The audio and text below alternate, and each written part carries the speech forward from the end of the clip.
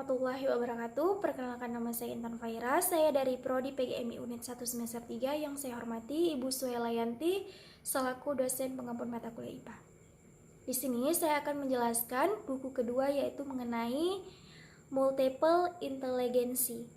Multiple inteligensi adalah suatu kecerdasan majemuk, yang mana suatu konsep penilaian kecerdasan anak dengan beberapa tolak ukur kemampuan. Konsep bimbingan perkembangan dan kecerdasan jamaah anak usia taman kanak-kanak. Yang pertama yaitu bimbingan dan konseling di taman kanak-kanak. Pada hakikatnya, bimbingan merupakan proses bantuan yang diberikan kepada individu agar individu dapat mampu mencapai perkembangan yang optimal. Bantuan dalam arti bimbingan yaitu memfasilitasi individu untuk mengembangkan kemampuan memilih dan mengambil keputusan atau tanggung jawab. Adapun perkembangan optimal adalah perkembangan yang sesuai dengan potensi dan sistem nilai yang dianut. Yang kedua yaitu pendekatan bimbingan dan konseling di taman kanak-kanak. Pemberian layanan bimbingan untuk anak TK pada dasarnya dapat diberikan dengan dua pendekatan, yakni dengan developmental atau guidance yang berorientasi perkembangan dan euratif atau curative guidance yang lebih berfokus penyembuhan atau pembaikan. Pendekatan pertama lebih diarahkan pada pemahaman dan pengembangan semua potensi, kemampuan dan karakteristik anak dan diperuntukkan bagi semua individu.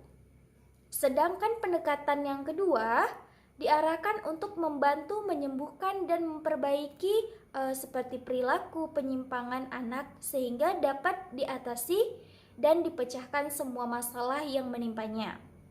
Berkenaan dengan bantuan untuk mengoptimalkan perkembangan potensi-potensi anak TK, maka pendekatan yang lebih tepat adalah pendekatan perkembangan yang memang sangat cocok untuk kondisi anak yang sedang berada dalam proses perkembangan menuju kematangan dalam semua aspek kepribadiannya. Yang ketiga yaitu prinsip-prinsip bimbingan konseling di taman kanak-kanak. Berkenaan dengan prinsip bimbingan di TK menjelaskan bahwa sejatinya pelaksanaan pelayanan bimbingan di TK harus memperhatikan prinsip-prinsip berikut ini, yaitu yang pertama, bimbingan adalah proses yang menyatu dalam seluruh aktivitas pendidik. Bimbingan harus berpusat pada anak yang dibimbing. Kegiatan bimbingan mencakup seluruh kemampuan perkembangan individu yang meliputi kemampuan sosial, emosional, motorik kasar, motorik halus, visual, pendengaran, bahasa, dan kecerdasan. Bimbingan harus dimulai dengan mengenal atau mengidentifikasi kebutuhan-kebutuhan yang dirasakan oleh anak, serta diberikan kepada semua anak.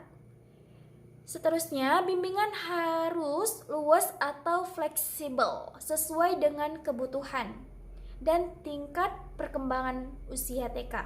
Selanjutnya yaitu karakteristik bimbingan di taman kanak-kanak. Bimbingan di TK memiliki karakteristik yang membedakan dengan bimbingan di jenjang lainnya, yaitu proses bimbingan harus disesuaikan dengan pola pikir dan pemahaman pada anak. Pelaksanaan bimbingan berinteraksi dengan pemahaman dan pembelajaran. Waktu pelaksanaan bimbingan sangat terbatas. Interaksi guru dengan anak relatif tidak lama, berkisaran sampai 2 atau 3 jam. Pelaksanaan bimbingan dilaksanakan dalam suasana bermain, adanya keterlibatan teman sebaya, dan adanya keterlibatan seperti orang tua.